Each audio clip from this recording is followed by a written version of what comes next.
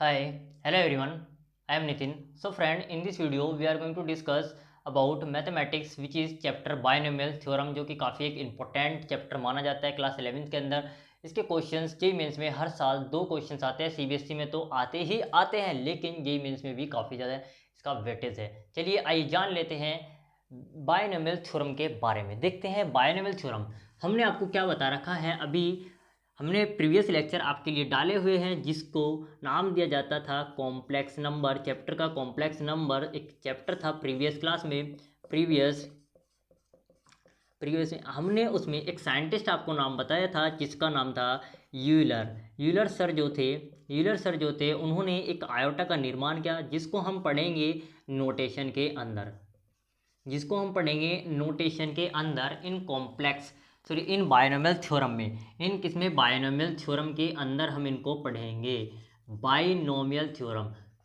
तो प्लीज़ जिसने ये वीडियोस आपने नहीं देखी हो कॉम्प्लेक्स नंबर की, सो प्लीज़ ये प्रीवियस वीडियोस को देख करके आइए, तभी आपका यहाँ पर आने का फ़ायदा होगा। तो चलिए देखते हैं। यूलर सर ने हमें आयोटा का निर्माण किया था। इसके बाद पास्कल सर आए। इसके बाद पास्कल सर ने इस हिस्ट्री का निर्माण किया जबकि हम x प्लस के y वाली संख्या को हम सोल्व करते हैं, तो ये हमें पास्कल सर ने समझाया था। लेकिन हमें पूरी इस बायनोमियल की जर्नी हमको आइसेक न्यूटन ने सिखाई है। आइसेक न्यूटन ने इस जर्नी को करा है। इस जर्नी की शुरुआत आइसेक न्यूटन ने करी और पूरी डिटेल में हमें बायनोमियल थ्योरम को आइसेक न्यूटन ने ही दी। तो इसका श्रेय पूरा हम आइसेक न्यूटन को देते हैं कि आइसेक न्यूटन ने ही इसको जर्नी को स्टार्ट किया था। काफ़ी ज़्यादा साइंटिस्ट थे, बहुत सारे साइंटिस्ट इसमें बायनोमियल थ्योरम में लगे थे, तब जाकर के बायनोमियल थ्योरम में कवर हुई। आप देखना आगे आगे देखते चलते हैं। आइए अब देखते हैं कि बायनोमियल थ्योरम क्या होता है। देखिए बायनोमियल थ्योरम से पहले हम कुछ डिजिट को आपके सामने पेश करते हैं। आप जरा इनको बताइएगा ये क्या होती है। देखिए सबसे पहले हम बात करते हैं कि x क्या होता है, y क्या होता है, z क्या होता है। क्या यही बायनोमियल थ्योरम है?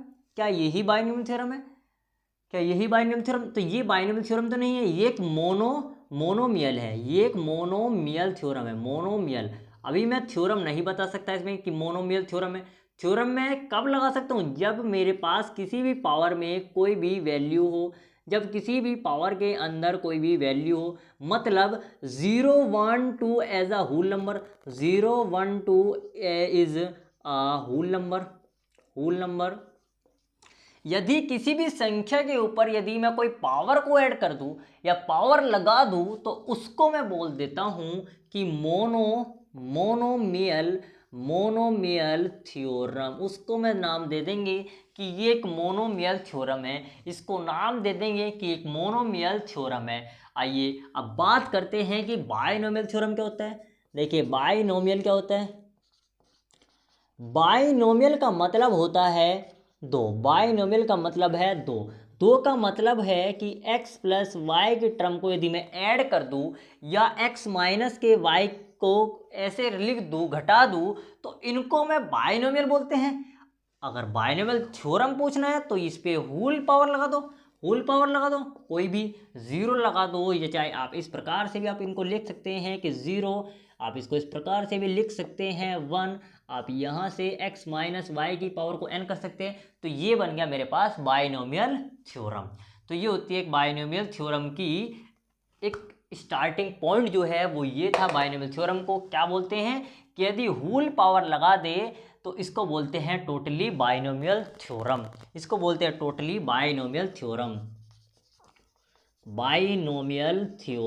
बोलेंगे कि बायनोमियल थ्योरम।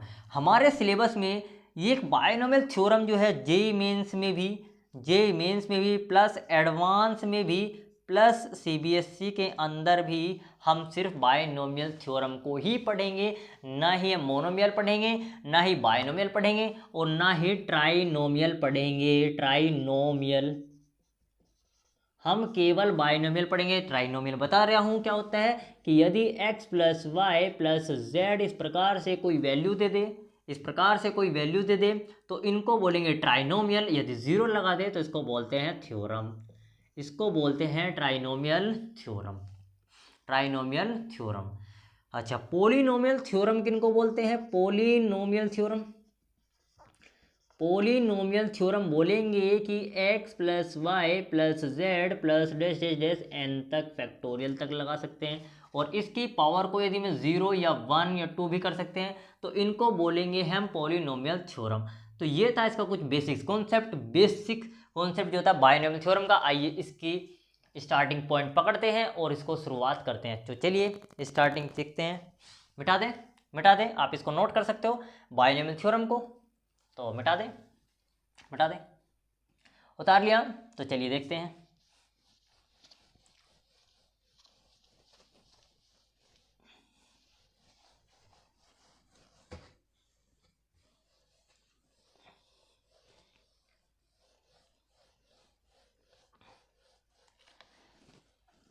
हमने क्या बोला अभी आपको कि यदि आप x प्लस वाई की टर्म को एक्सपेंड करें, भाई बाइनोमियल थ्योरम का मतलब क्या है? किसी भी चीज को एक्सपेंड करना, किसी भी चीज को एक्सपेंड करना, किसी भी चीज को एक्सपेंड करना। यदि मैं इसको एक्सपेंड करता हूं तो ये होता है x square plus 2xy plus y square. यदि मेरे पास x प्लस वाई की क्यूब को एक्सपेंड करते हैं तो ये होता है एक्स की क्यूब प्लस वाई की cube plus 3x square y plus 3y का स्क्वायर x। यदि मेरे पास कह दे, ये आपके पास सिंपल सी बात है कि ये आपके पास अगर मैं इसको ऐसे लेकर के जाऊं तो x प्लस वाई की पावर n तक ये जाएगा। इस टर्म को हम अभी सोल्व करेंगे। पहले इन टर्म को देख लेते हैं कि इन टर्म में नोटेशन का या अरेंजमेंट का कैसे यूज करते हैं, इसमें देख लेते हैं। पहले नोटेशन का या कोफिशिएंट निकालेंगे एक्स वाई के, और इनका हम कैसे यूज करते हैं, इनके हम कैसे यूज करते हैं। हेयर, इन पॉइंट को ही ले रहे हैं हम अभी। Here x y can be written x y can be written as 2 ways. हम एक्स वाई को दो तरीके से हम लिख सकते हैं। एक्स वाई को हम दो तरीके से लिख सकते हैं, x y and y x, x y and y x, x y and y x. तो हम इसको एक्स वाई को हम दो प्रकार से इनको इसमें लिख सकते हैं। अच्छा, तो कोफिशिएंट ऑफ एक्स वाई यदि मेरे पास कह दे कि कोफिशिएंट ऑफ एक्स वाई क्या होगा, coefficient of x Y is equal to coefficient of x Y. Simple सी बात है, यदि कोफिशिएंट कह दे एक्स वाई का या वाई स्क्वायर का या एक्स स्क्वायर का 1 होगा, वाई स्क्वायर का 1 होगा, और एक्स वाई का मेरे पास ये होगा। तो सिंपल सी बात है कोफिशिएंट ऑफ एक्स वाई, तो number of ways in arrangement is simple सी बात है, दो कोफिशिएंट है इसका। तो सिंपल सी बात आप लिख सकते हैं कि 2 फैक्टोरियल की तरफ से हम इसको अरेंज कर सकते हैं एक्स वाई में एंड वाई एक्स में, एक्स वाई में एंड वाई एक्स में। यदि आपने प्रीवियस चैप्टर इसका पढ़ रखा है, यानी कि प्रीवियस चैप्टर में बात कर रहा हूँ पी एंड सी की, तो चलिए, वैसे इसका कुछ काफ़ी इतना यूज नहीं है, फिर भी हम बता रहे हैं कि इसका नोटेशन इस प्रकार से होगा। यदि हम इसका नोटेशन ले, यदि हम इसके नोटेशन ले तो सिंपल सी बात है, coefficient of x Y is equal to number of ways in arrangement is कितना, 3 फैक्टोरियल। 3 फैक्टोरियल का अरेंजमेंट है। क्यों? क्योंकि इसका कोफिशिएंट जो है वो मेरे पास 3 है, लेकिन कितनी बार है, 2 बार। तो इसको लिख सकते हैं 3 × 2 × 1 अपॉन में 2 × 1 कैंसिल तो इज इक्वल टू 3। तो 3 इसका मेरे पास अरेंजमेंट आ गया, तो 3 इसका अरेंजमेंट मेरे पास आ गया, और इसका हम लिख सकते हैं कि 2 बार इसका हम अरेंजमेंट कर सकते हैं। तो ये भी इसका कुछ पार्ट्स है बेसिक सा, तो आइए अब हम स्टार्ट करते हैं, थोड़ी सी आगे बढ़ने की कोशिश करते हैं। अब जान लेते हैं हम x प्लस वाई की पावर n को एक्सपेंड करना। एक्स प्लस वाई की पावर n को एक्सपेंड करना। देखिए आगे करते हैं, थोड़ा बड़ा सा हो जाएगा, थोड़ा आगे करते हैं। चलिए मिटा दे, नोट कर लिया। चलिए देखते हैं यार, पोज करके नोट कर लिया करना, ठीक है, वीडियो ज़्यादा लंबा ना हो ताकि। चलिए देखते हैं, अभी मैंने क्या बताया कि x प्लस वाई की जो पावर है वो n, इसको एक्सपेंड करना है। हम इजीली हम कर सकते हैं कि x प्लस वाई का स्क्वायर को भी एक्सपेंड कर सकते हो, x प्लस वाई के क्यूब को भी आप एक्सपेंड कर सकते हो, x प्लस के वाई की पावर 4 को भी आप एक्सपेंड कर सकते हो, यहाँ तक 5th पावर को भी आप एक्सपेंड कर लेंगे। लेकिन यदि x प्लस वाई की पावर 100 आ जाए, x प्लस वाई की पावर कुछ समथिंग ऐसे भी आ जाए। अच्छा एक पॉइंट बताना, यदि मेरे पास x प्लस वाई की पावर 3/2 आ जाए, 3/2 आ जाए, 3/2 आ जाए, तो क्या ये एक बायनोमियल थ्योरम है? तो क्या एक बायनोमियल थ्योरम है?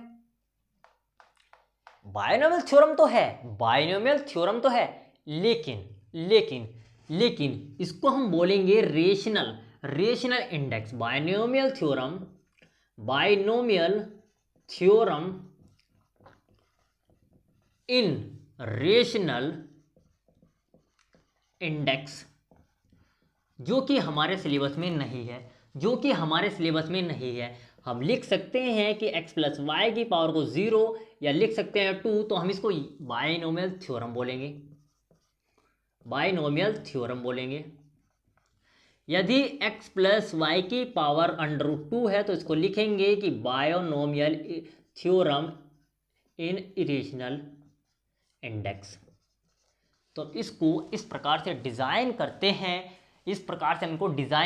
तो आइए अपने टॉपिक्स पर आते हैं। यार ऐसे तो बहुत सारी बातें हैं करने के लिए, ठीक है ना, पर जो पॉइंट पे आती जा रही है मैं बताता जा रहा हूँ। आप नोट भी कर सकते हैं इनको, आप डायरेक्ट नोट भी कर सकते हो ये, लेकिन हमारे कोई सिलेबस में नहीं है, लेकिन पॉइंट आ रहे हैं तो आप इनको नोट भी कर सकते हो, ठीक है। आइए देखते हैं। देखिए इसको एक्सपेंड कैसे करते हैं, सिंपल सी बात है, हमारे पास एक्सपेंड करने का तरीका हमें पास्कल सर ने सिखा रखा है। वैसे तो किसने? पास्कल सर ने, लेकिन हम इनको एक्सपेंड करेंगे। पास्कल सर की बात हम बाद में मानेंगे, पहले हम क्यों ना हम अपने आइजैक न्यूटन सर के द्वारा इसको सोल्व करें। चलिए देखते हैं। आइजैक न्यूटन ने इसको बोला था, सिंपल सी बात है कि NC 0 करो और यहाँ पर x की पावर n कर लो। NC 0 x की पावर n, NC 0, देखो एक बात बताओ कि यदि मैं यहाँ पर NC 0 x की पावर n-1 कर देता, बात समझना, यदि मैं यहाँ पर, चलो छोड़ो पहले इक्वेशन लिखो आप, NC 0 x की पावर n प्लस के NC1 x की पावर n-1, मतलब इस डिजिट में से एक घटाते चले जाओ और r की वैल्यू को आप बढ़ाते चले जाओ। मतलब r इज इक्वल टू बोल सकते हो पहले आप इसको इस प्रकार से भी लिख सकते हो, r belongs to natural number where r belongs to natural number, यानी कि r इज इक्वल टू 0 + 1 + के 2। ये सीरीज एक रेशनल नंबर की होती है। अभी फिलहाल आप इस प्रकार से लिख सकते हो, कि इस प्रकार से ये होती है n-1, और y की डिजिट भी 1 होगी, y की टर्म भी यहाँ पर 1 होगी, प्लस NC2 x की पावर n-2, जितनी मेरे पास r टर्म होगी उतनी आपके पास घटती चली जाएंगी और पावर आपके पास बढ़ती भी चली जाएंगी। यहाँ पर आ जाएगी 2 प्लस NC3 और ये हो गया x की पावर n-3 y की power 3 plus dash dash dash dash dash dash, ऐसे तो यार चलती जाएंगी, NCn और x की पावर n-n और y की पावर n, x की पावर n-n को मैं हटा करके डायरेक्ट y की पावर n कर लूँ, y की पावर n कर ले, तो ये हो गई इसकी एक सीरीज। हम इसको इस फॉर्म में ना लिख करके एक समीशन की फॉर्म में भी यदि हम कन्वर्ट करें तो इसको कर सकते हैं कि summation of r is equal to 0 से लेकर के n तक, r इज इक्वल टू 0 से, अब देखो r इज इक्वल टू 0 से लेकर के n तक आप इजीली लिख सकते हो कि NCR। अगर हम r की वैल्यू को 0 से लेकर के 1 तक रखेंगे तो ये टर्म बन जाएंगी, ये वाली टर्म बनेगी, ये वाली टर्म बनती चली जाएंगी, देखो ये वाली टर्म इजीली बनती चली जाएंगी, रखो। अच्छा, एन सी आर एक्स की power n minus r, x की पावर एन माइनस आर की वैल्यू रखेंगे तो ये वाली टर्म आपके पास बनती ही चली जाएंगी, सेकंड वाली। अच्छा, दूसरे नंबर पर y की टर्म r, तीसरी टर्म आपके पास इजीली बनती चली जाएंगी, तीसरी टर्म आपके पास इजीली बनती ही चली जाएंगी। तो ये थी इसकी एक जनरल टर्म जिसको अपन इजीली सोल्व कर सकते हो। अच्छा, हम इसको इस प्रकार से भी लिख सकते हैं कि x प्लस वाई की जो पावर n है वो is equal to summation of r is equal to 0 से लेकर के n और t of that r plus के 1 is equal to n C r x की पावर एन माइनस आर और वाई की पावर आर। हम इसको इस प्रकार से भी इसको लिख सकते हैं। तो ये आपको याद होनी चाहिए, इससे क्वेश्चंस काफ़ी ज़्यादा आते हैं इम्पोर्टेंट थ्योरम से। ये इम्पोर्टेंट है, किसका पॉइंट है। आइए जान लेते हैं इसकी कुछ प्रॉपर्टीज़ के बारे में। अच्छा, एक पॉइंट और याद रखना कि जो ये फर्स्ट वाली टर्म है, ये जो फर्स्ट वाली टर्म है और जो ये लास्ट वाली टर्म है, ये दोनों आपस में इक्वल होती है। मतलब शुरू की एक टर्म और लास्ट की वाली एक टर्म, मतलब first term is equal to last term, is equal to last term, last one term, last one term, last one term. यानी कि जैसे n C zero is equal to n C n, n C one is equal to n C n minus one, n C two is equal to n C n minus two. ये आपको property याद करनी है, ये आपको property एक बार याद कर लेनी है। आइए कुछ और प्रॉपर्टीज़ बताते हैं, कुछ अच्छी अच्छी प्रॉपर्टीज़ हम लेकर के आए हैं और इनको भी आपको एक बार नोट डाउन करा दे। ये एक बार नोट कर लीजिए, नोट कर लीजिए, नोट कर लीजिए। कर लिया? तो यहाँ सिंपल सी बात आप लिख सकते हो कि n C are is equal to n C n minus r भी लिख सकते हो, n C n minus r, n C n minus r. अच्छा, यदि मैंने आपको एन सी, ये नहीं बताया मैंने आपको एन सी जीरो, चलो अभी बताते हैं, लिखो, लिख लो, लिखो। अच्छा, N C are is equal to होता है कि एन का फैक्टोरियल अपॉन में आर का factorial into N minus R का factorial, where R is equal to 0 1 2 3 dash dash dash N तक होगा। और सिंपल सी बात है, एन फैक्टोरियल को आप खोल सकते हो n into N minus one, n minus two और एन माइनस के 3 डैश डैश डैश आगे चलता जाएगा। तो ये एक फॉर्मूला यहाँ पर बनता है, ये भी आपके पास एक फॉर्मूला मिलता है आपको, तो इसको भी आप याद कर लेना है। इस वाले को आपको याद कर लेना है, इस वाले को आपको याद कर लेना है। तो चलिए आगे बढ़ जाए, आगे बढ़ जाए, मिटा दे, मिटा दे, मिटा दे।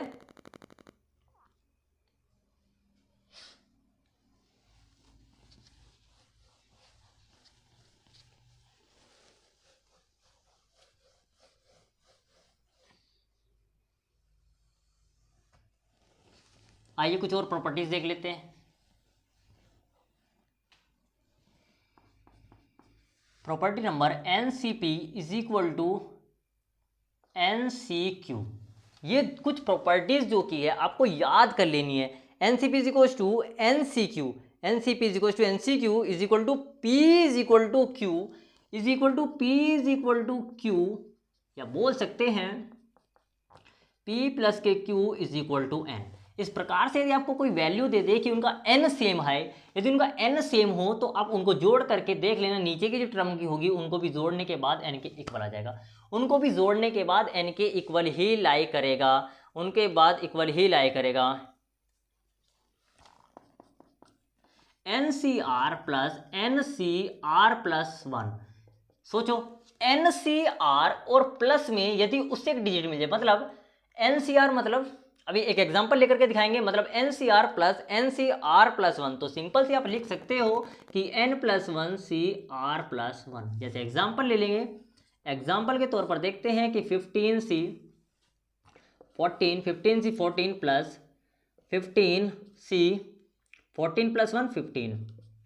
तो आंसर लिख सकते हो, डायरेक्ट आप लिख सकते हो n प्लस वन, मतलब एक ऐड कर सकते हो, वहाँ पर n प्लस वन में एक ऐड करेंगे तो यहाँ पर आएगा 16C, R में एक ऐड कर दो तो R आपके पास कितना 14, तो 14 और एक 15, तो ये आ गया 15। तो ये इसका आंसर है। यदि कोई इस तरीके की डिजिट दे देगा तो आप इस तरीके से इसका आंसर निकाल सकते हैं, इस प्रॉपर्टी से, इस प्रॉपर्टी से आप इसका आंसर निकाल सकते हैं। इस प्रॉपर्टीज से भी आप इसका आंसर डायरेक्ट निकाल सकते हो। आइए कुछ और प्रॉपर्टीज देख लेते हैं, कुछ और प्रॉपर्टीज भी देख लेते हैं। एक प्रॉपर्टीज होती है NCR अपॉन NCR माइनस 1। इसको जरा सोचो, इन प्रॉपर्टीज को जरा सोचो, और इन सोचने के बाद इन क्वेश्चन को सोल्व करने की भी आप कोशिश करो खुद ही। इनको आप प्रॉपर्टीज को सोचो और इनको सोल्व करने की कोशिश जरूर करिएगा। भाई सिंपल सी बात है। यदि इस तरीके का क्वेश्चन एग्जांपल ले लो, एक एग्जांपल क्या लोगे, 15CR upon 15CR upon 15C, यहाँ पर R में से गया तो ये होगा 14, और यहाँ पर ले लेंगे ये 15C 13 ले लो, और यहाँ पर ले लो 12। चलो तो इसको यदि इस प्रकार से आपके पास क्वेश्चन दे देगा तो कैसे करेंगे, n तो है नहीं 15 माइनस R कितना है 13 प्लस 1 अपॉन में R कितना है आपके पास 12,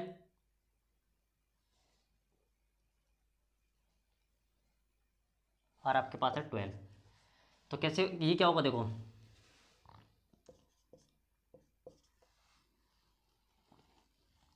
तो इस तरीके से आप इसको निकाल सकते हो, 3 चौक 12 यानी कि 1/4 इसका आंसर। इस प्रकार से प्रॉपर्टी से आप इसको निकाल सकते हो। तो ये भी एक प्रॉपर्टीज थी, तो ये भी एक प्रॉपर्टीज थी।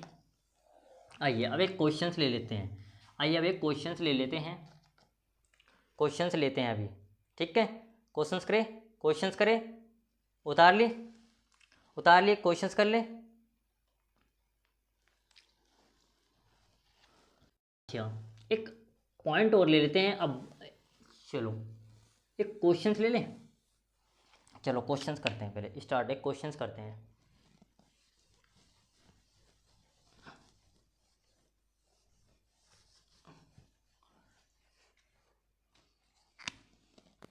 क्वेश्चन है एनसीईआरटी का, find the expand x square plus 3 upon में एक्स की पावर 3। आई थिंक यही है 4, x belongs to natural number. तो ये आपको सोल्व करना है, सिंपल है, कर सकते हो, सिंपल है, कर सकते हो। आइए देखते हैं। NC0 करेंगे, NC0 मतलब n कितना है 4, 4C0 x की पावर n कितना है 4, और y की पावर 0, तो इसको लिख सकते हो 3 अपॉन में x की पावर 0 प्लस NC1 मतलब 4C और 1 और x की पावर, तो मतलब x कितना है आपके पास, अच्छा आपके पास ये यहाँ पर x स्क्वायर की पावर है ना, ये x ये है, ठीक है ना। और ये आपके पास x की पावर कितना n-1 मतलब 3, और डॉट y की पावर कितनी होगी यहाँ पर, y की पावर n मतलब 3 अपॉन में x आ जाएगा, प्लस 4C2 x की पावर n-2, तो मतलब 4 माइनस के 2 तो इज इक्वल टू 2, और यहाँ पर 3 अपॉन में x की स्क्वायर प्लस 4C3 x की पावर, तो 1 ही बचेगी, 4 माइनस के 3 तो 1, और यहाँ पर हो जाएगा 3 अपॉन में x की क्यूब। यहाँ पर तो सिंपल सी बात है, x की स्क्वायर की पावर 0 और यहाँ पर 3 अपॉन में x की पावर 4। तो ये था इसका कुछ एक्सपेंड। तो देखते हैं 4C0 कितना हो जाएगा, आप लिख सकते हो 4C0 कितना होगा, देखो 4C0 कुछ नहीं होगा, ठीक है, ये कुछ नहीं होगा, ये होगा x की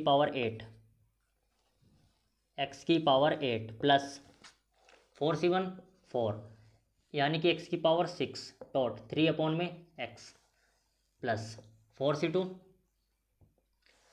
मतलब 4 ऊपर होगा तो 2 इंटू 2, तो 2 से कैंसिल हो गया, 4 12 यानी कि 6, ये हो गया x की पावर 4 डॉट 9 अपॉन में एक्स स्क्वायर प्लस 4C3 क्या होगा, 4C3 को देखो, 4C3 4 अपॉन में 3 इंटू 3 यानी कि 4 ही बचेगा, तो 4x का स्क्वायर, और ये हो गया 27 अपॉन एक्स की क्यूब, यही होगा,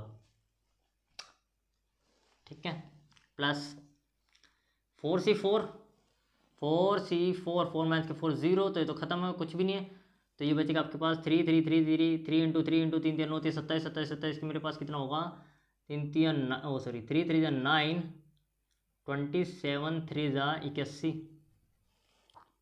81 अपॉन में x की पावर 4। क्या सही लिखा मैंने? अगर देख लेना कुछ मिस्टेक हुई हो तो ये x की पावर 8 प्लस कैंसिल कैंसिल तो 12 x की पावर 5 प्लस 54 x की पावर 2 प्लस ये कितना था 4, 27 चौक 28 2 9। क्या सही लिखा?